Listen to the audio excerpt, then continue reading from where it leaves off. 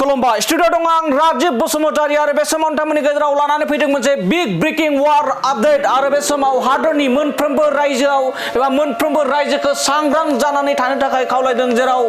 पाकिस्तान आरो भारत आरो पाकिस्ताननि गेजेराव जागासिनो दं गिलु बालु दावहा जेराव थांनाय साननैसो सिगां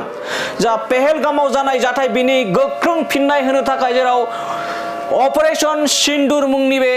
अपारेशनखौ लानानै मोनसे गिलु बालु थासारि जेराव पाकिस्ताननि एयार डिफेन्स सिस्टेम आरो लाहौरनि स्टेडियामखौ गोख्रोङै गाग्लोबदों भारतनि रौनिया हानजानिफ्राय जायखिजाया समावनो भारतारि रौनिया हानजाया फिन आरोबाव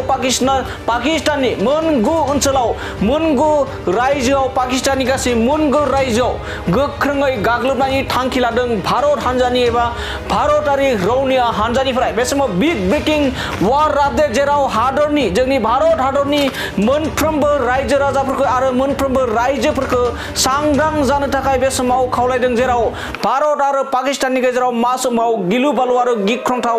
दावहा जागोन बेनि जेबो मोनसे थिरांथा गैया बेखायनो हादरनि मोनफ्रोमबो रायजोखौ हाई एलार्ट जाना थानो थाखाय खावलायदों आरो बे समाव फिन फोरमायबावोदि जायखिजाया समावनो भारतारि रौनिया हानजाया पाकिस्ताननि गासै मोनगु रायजोआव एबा मोनगु ओनसोलाव गोख्रोङै गाग्लोबनायनि टारगेट लानायनि बे समाव माखासे माने ब्रेकिं आपडेटखौ बे समाव नुनो मोननाय जादों आरो बे समाव खौरांगिरि मेलनि गेजेरजों कर्नेल सफिया कुरैशी आरो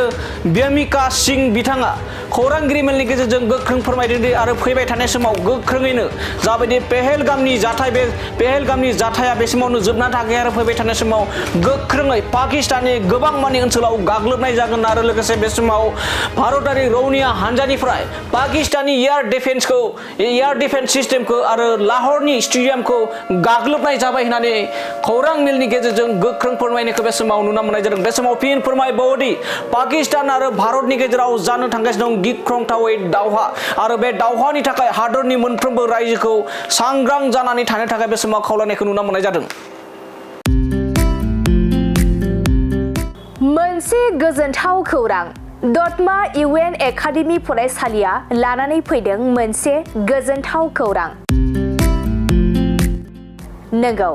दतमा इउएन एकाडेमि फरायसालिया लानानै फैदों बेसेन नाङै मुं थिसननाय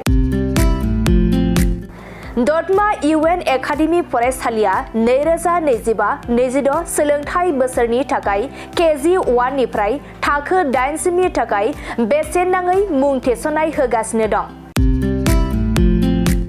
आरो बिथराय आरो फाइलिनि थाखाय फर्म बिलाइनाय आरो मुं थिसननायाबो सोलिगासिनो दं आरो दतमा इउएन एकाडेमि फरायसालियाव हौवासा आरो हिनजावसाफोरनि थाखाय हस्टेलनि खाबुबो दं बिनिखायनो नोंथाङाबो नोंथांनि गथ'खौ दतमा इउएन एकाडेमि फरायसालियाव बेसेन होआजासे मुं थिसननो सानदोंब्ला आरो हस्टेलाव दोननानै फोरोंनो सानदोंब्ला थाबैनो मुं थिसननो हागोन आरो नोंथाङा आबुङै मिथिनो थाखाय नैबे 7002660387 जानबुं नम्बराव कल खालामना खौरां लाहरनो हागोन।